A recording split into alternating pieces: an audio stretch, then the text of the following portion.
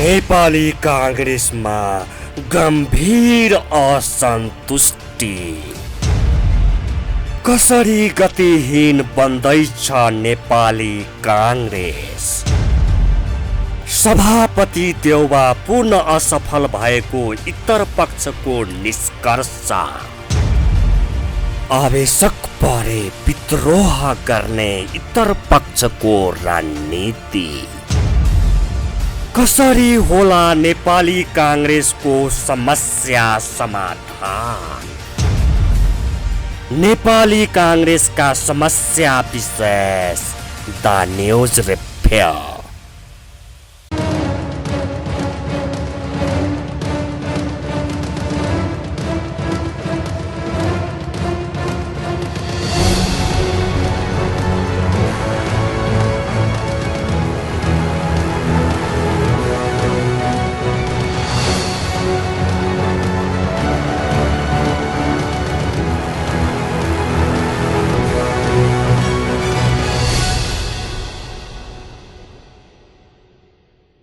दर्शकवृन्द नमस्कार। खास न्युजको बहुकोणीय चिरफार गर्ने कार्यक्रम द न्युज रिभ्यूको आजको अङ्कमा स्वागत छ। म विरोध कार्की। सत्ताको नेतृत्व गरिरहेको मुलुकको सबैभन्दा पुरानो पार्टी नेपाली कांग्रेस यति बेला आन्तरिक रूपमा गम्भीर सङ्कटमा फँसेको छ। पार्टीलाई गति दिन नसकेको र सत्तामा रहेर बदनामी कमाएको आरोप कांग्रेस सभापति शेरबहादुर देउबामाथि लाग्दै आएको छ। प्रधानमन्त्री समेत रहनुभएका नेपाली कांग्रेसका सभापति शेरबहादुर देउबाले गत पुस 10 गतेदेखि कार्यभार थाल्नु भएको छ। त्यो मितिले असार 10 गते 6 महिना पुगेको छ। तर विधानद्वारा 6 महिना भित्रै गर्नुपर्ने भनेर किटान गरिएका काम सभापति देउबाले एउटा पनि सम्पन्न गर्नु भएको छैन। नेपाली कांग्रेसको विधानले 6 महिना भित्र केन्द्रीय समितिलाई पूर्णता दिइसक्नुपर्ने अनिवार्य व्यवस्था गरेको छ। तर सभापति देउबाले न कोषाध्यक्ष मनोनयन गर्नु भएको छ न केन्द्रीय समितिलाई नै पूर्णता दिन सक्नु भएको छ। नेपाली कांग्रेसको विधानले 6 महिनाभित्र कार्य सम्पादन समिति र संसदीय समिति गठन गरिसक्नुपर्ने भनेको छ। तर विधानले तोकेको अवधिभित्र यी दुवै समिति गठन गर्न सभापति देउबा असफल हुनु भएको छ। त्यसैगरी नेपाली कांग्रेस केन्द्रीय समिति अन्तर्गत 42 वटा विभागहरू छन्। यी विभागको गठन महाधिवेशन सम्पन्न भएको मितिले 6 महिनाभित्र गठन गरिसक्नुपर्ने व्यवस्था पार्टीको विधानमा छ। तर सभापति देउबाले अहिलेसम्म एउटा पनि विभाग गठन गर्नु भएको छैन। पार्टीको महाधिवेशन भनेको नेतृत्व चयन मात्रै होइन, अर्को महाधिवेशन सम्मका लागि गर्नुपर्ने कार्ययोजना सहितको दस्तावेज निर्माण समेत हो। तर समयको पाबन्दी भन्दै नेपाली कांग्रेसको 14औं महाधिवेशनलाई नेतृत्व चयनमा मात्रै सीमित गरिएको थियो। नीति तथा कार्ययोजना अधिवेशन 6 महिनाभित्र सम्पन्न गर्ने भनिएको थियो। तर अहिलेसम्म त्यसको सुरसार नै छैन। त्यस हिसाबले भन्नुपर्दा यति बेला नेपाली कांग्रेस नीतिविहीन पार्टीका रूपमा अघि बढिरहेको छ। गत स्थानीय चुनावको प्रचार प्रसार बाहेक राष्ट्रिय तथा प्रादेशिक स्तरका कुनै पनि कार्यक्रम नेपाली कांग्रेसले गरेको छैन। यो अवधिमा 2-3 पटक केन्द्रीय समितिको बैठक त बसेको छ, तर केवल थोरै समयका लागि, अर्थात् कर्मकाण्ड पुर्याउनका लागि मात्रै। के यस्तो गतिमा अघि बढेको नेपाली कांग्रेसले मुलुक चलाउन सक्ला त भन्ने प्रश्न उठ्न थालेपछि वरिष्ठ नेता डाक्टर शेखर कोइराला, उपसभापति धनराज गुरुङ, महामन्त्री गगन थापा लगायतको समूहले छुट्टै भेला तथा छलफल राख्न थालेको छ। उक्त छलफलले सभापति देउबा सिङ्गो कांग्रेसको नभएर एउटा गुटको मात्रै अगुवा हुन खोजेको सभापति देउबा नेपाली कांग्रेस प्रति भन्दा पनि सत्ता गठबन्धनमा सामेल पार्टीहरूप्रति बढी उत्तरदायी भएको निष्कर्ष निकालेको छ। कांग्रेस भित्रको करिब आधा संगठनमा पक्कड भएको यो समूहले सभापति देउबाको कार्यशैली प्रति निकालेको निष्कर्षलाई सामान्य रूपमा लिन मिल्दैन। दर्शकवृन्द, आजको द न्युज रिभ्यूमा प्रस्तुत छ सत्ताको नेतृत्व गरिरहेको नेपाली कांग्रेस कसरी गतिहीन बन्दैछ भन्ने सन्दर्भमा हाम्रा सहकर्मी बिन्दुकान्त घिमिरेले तयार गरेको रिपोर्ट। नेपाली कांग्रेसमा गम्भीर असन्तुष्टि। कसरी गतिहीन बन्दैछ नेपाली कांग्रेस। सभापति देउबा पूर्ण असफल भएको इतर पक्षको निष्कर्ष। आवेशक परे विद्रोह गर्ने इतर पक्षको रणनीति।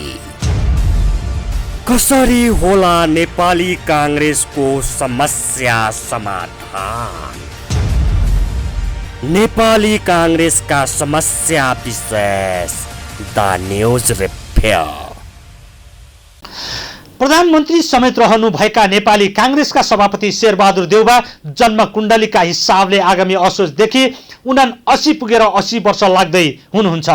यो उमेरका व्यक्तिहरूले मजाले सरकारको नेतृत्व गरेका उदाहरणहरू विश्वमा कम छैनन्। नेपालमै पनि गिरिजाप्रसाद कोइरालाले यही उमेरमा सरकारको नेतृत्व दिएर मुलुकमा ऐतिहासिक परिवर्तन ल्याउनु भएको थियो। तर यति बेला देउबा प्रधानमन्त्रीको जिम्मेवारीमा मात्रै हुनुहुन्न, नेपाली कांग्रेसको सभापति समेत हुनुहुन्छ।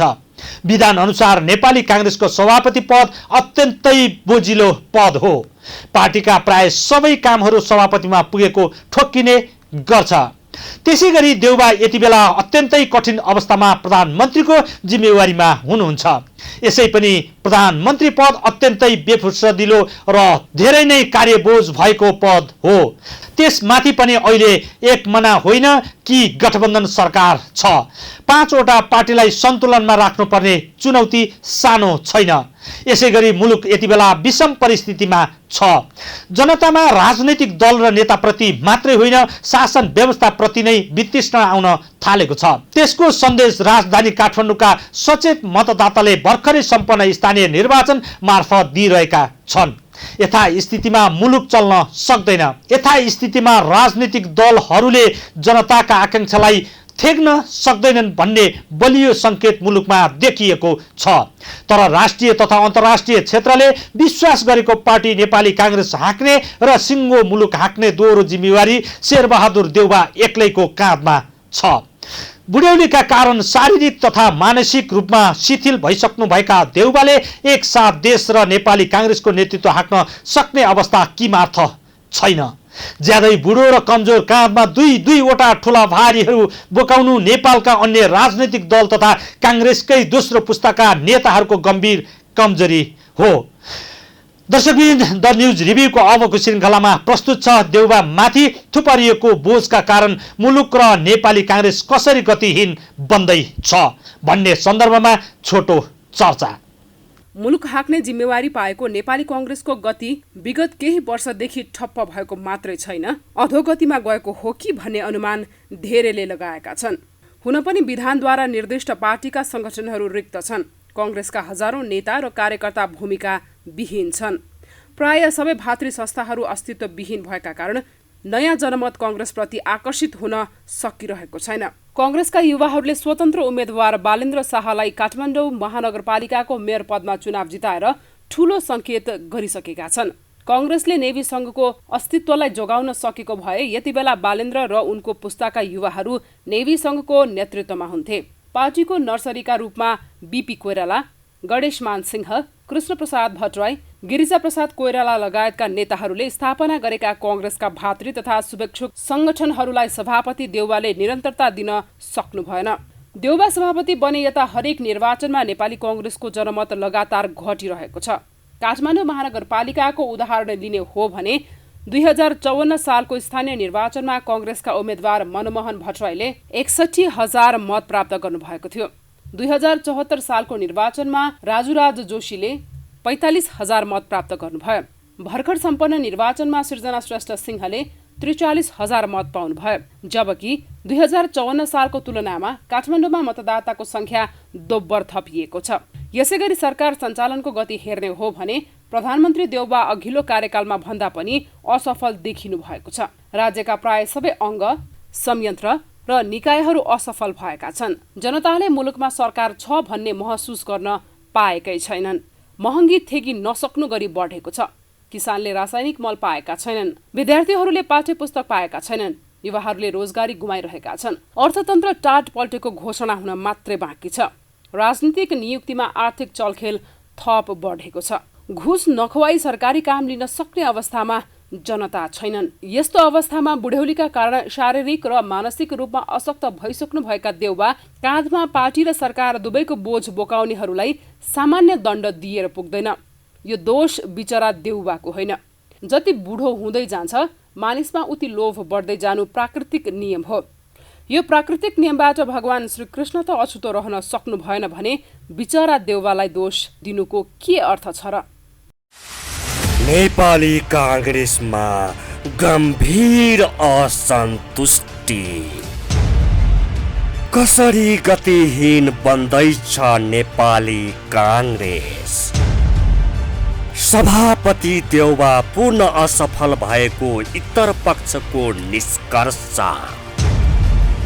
आवश्यक परे विद्रोह गर्ने उत्तर पक्षको रणनीति।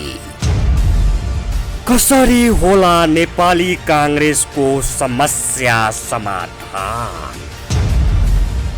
नेपाली काङ्ग्रेसका समस्या विशेष द न्युज रिभ्यू। उमेर छँदा निकै सुचारू देउबा अब शिथिल हुँदै जानु अस्वाभाविक होइन। रुखको पुरानो पातलाई नयाँ पातले विस्थापित गर्नु प्राकृतिक नियम हो।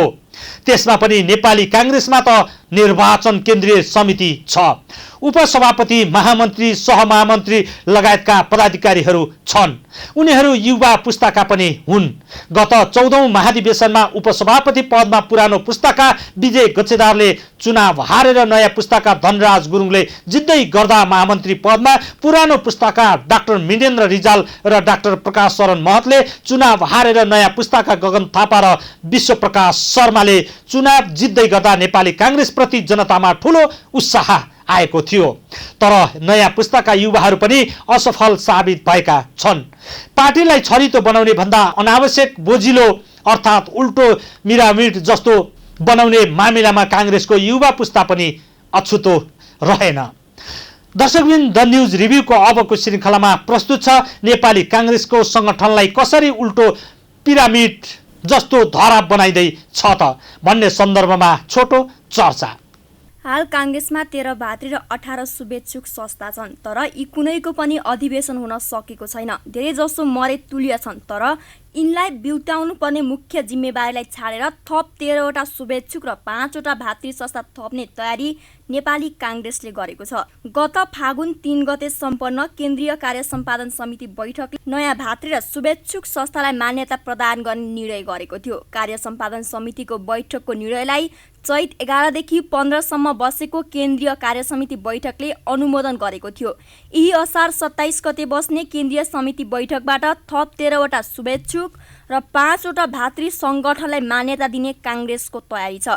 यसका लागि विधानमा एकरूपता ल्याउने बारे पदाधिकारी तहमा छलफल भइरहेको छ। मङ्गलबार केन्द्रीय कार्यालय सानेपामा बसेको पदाधिकारी बैठकले यो अभियानलाई अन्तिम रूप दिएको छ। हाल काङ्ग्रेसमा 13 भातृ संस्था र 18 शुभेच्छुक संस्था छन्, तर प्राय सबै मरे तुल्य छन्। धेरैजसो भातृ सङ्घ र शुभेच्छुक संस्थाहरूको अधिवेशन तथा महाधिवेशन लामो समयदेखि हुन सकेको छैन। पछिल्लो समय स्थानीय तहको निर्वाचनका कारण अधिवेशन स्थगित गरी निर्वाचनमा होमिन काङ्ग्रेसले निर्देशन दिएको थियो। त्यसयता कुनै पनि संस्थाको अधिवेशन प्रक्रिया पूरा भएको छैन। साथै अधिवेशनका लागि केन्द्रीय कमिटी विघटन गरी तदर्थ समिति निर्माण गर्ने भनिएका 10 भातृ संस्थामध्ये अधिकांशको तदर्थ समिति नै बन्न सकेको छैनन्। गत फागुन 3 गते बसेको केन्द्रीय कार्य सम्पादन समितिको बैठकले म्याच सकिएका कारण नेपाल विद्यार्थी सङ्घ, नेपाल प्रजातन्त्र सेनानी सङ्घ र नेपाल किसान सङ्घ, नेपाल आदिवासी जनजाति सङ्घ, राष्ट्रिय लोकतान्त्रिक अपाङ्ग सङ्घ, नेपाल तामाङ र नेपाल भूतपूर्व सैनिक सङ्घको कार्य समिति विघटन गरेको थियो, तर तदर्थ समिति गठन गर्ने निर्णय गरेको थियो। तदर्थ समितिलाई स्थानीय, प्रदेश र प्रतिनिधि सभा निर्वाचनको अन्तिम परिणाम आएको मितिले 3 महिनाभित्र केन्द्रीय महाधिवेशन सम्पन्न गर्ने जिम्मेवारी दिने निर्णय गरेको थियो।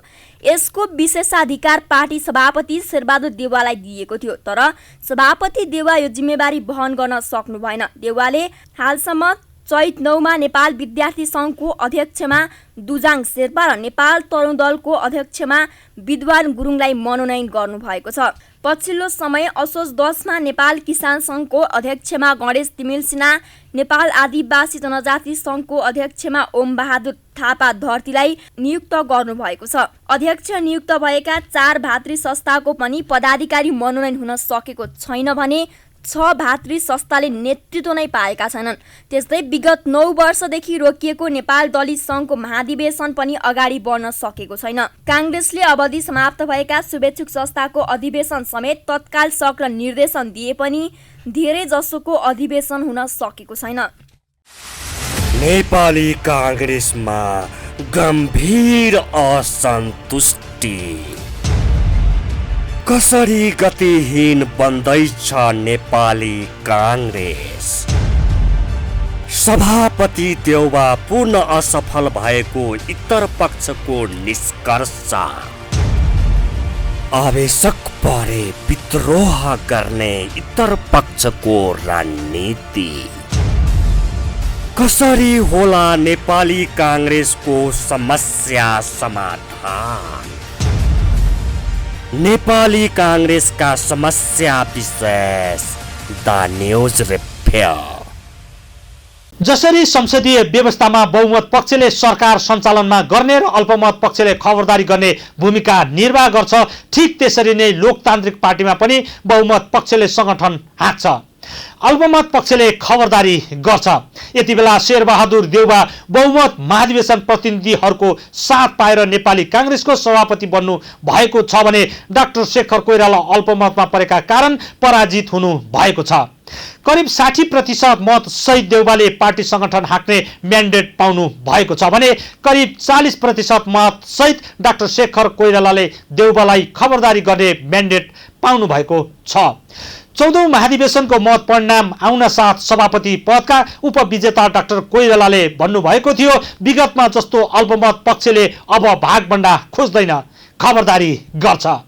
आफ्नो प्रतिबद्धता अनुसार डाक्टर कोइरालाले भागभण्डा खोज्नु भएको छैन, तर खबरदारीका मामिलामा भने डाक्टर कोइराला समूह अल्पमतमा परेको अनुमान गरिएको छ।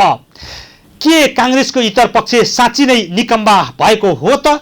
देउबा यति विधि असफल हुँदा पनि इतर पक्ष के हेरेर बसेको छ भन्ने प्रश्न उठेका छन्।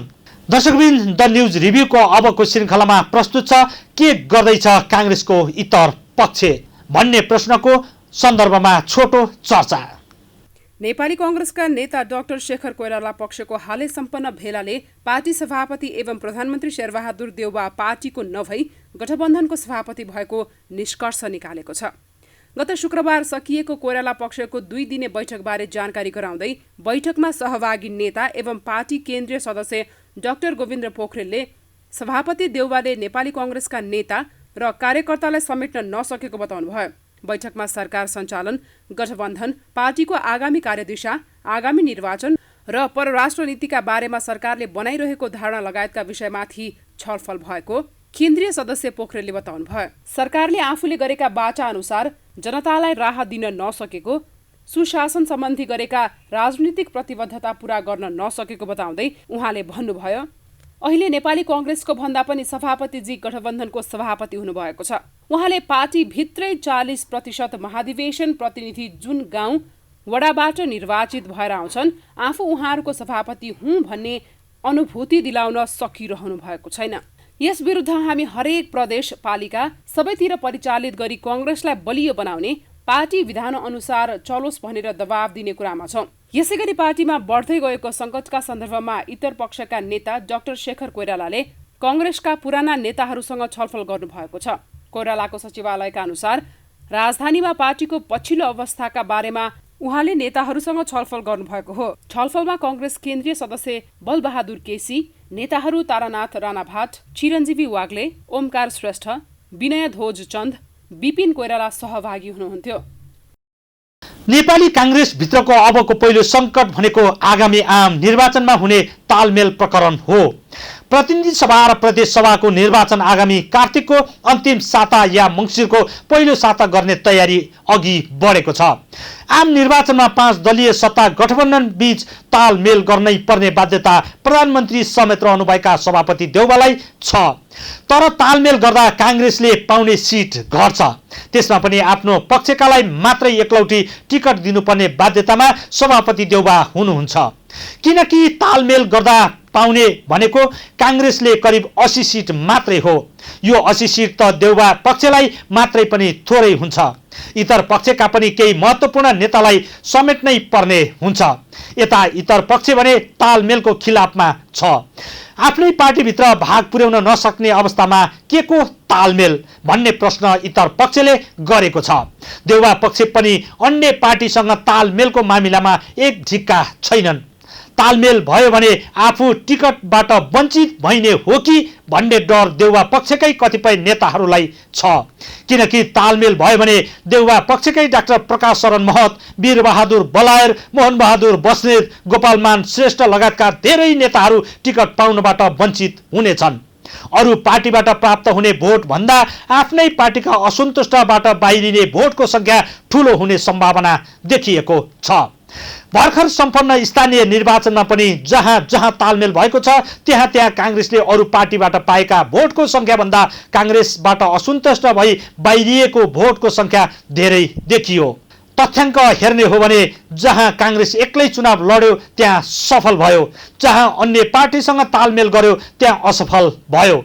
उदाहरणका लागि 753 पालिका मध्ये 324 पालिकामा काङ्ग्रेसले अन्य पार्टीसँग तालमेल गरेको थियो, तर काङ्ग्रेसले चुनाव भने 102 पालिकामा मात्रै जित्यो। यता 330 वटा पालिकामा काङ्ग्रेस एक्लै चुनाव लडेको थियो, तर 218 वटामा जित्यो।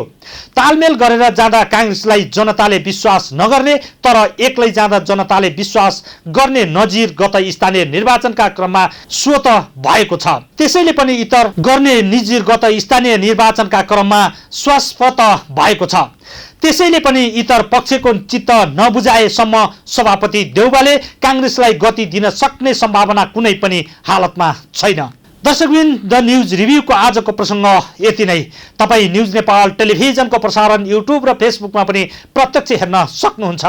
आजको प्रस्तुतिबाट हामी सबैलाई बिदा दिनुहोस्। हेर्दै गर्नुहोला न्युज नेपाल टेलिभिजन। नमस्कार। नेपाली काङ्ग्रेसमा गम्भीर असन्तुष्टि।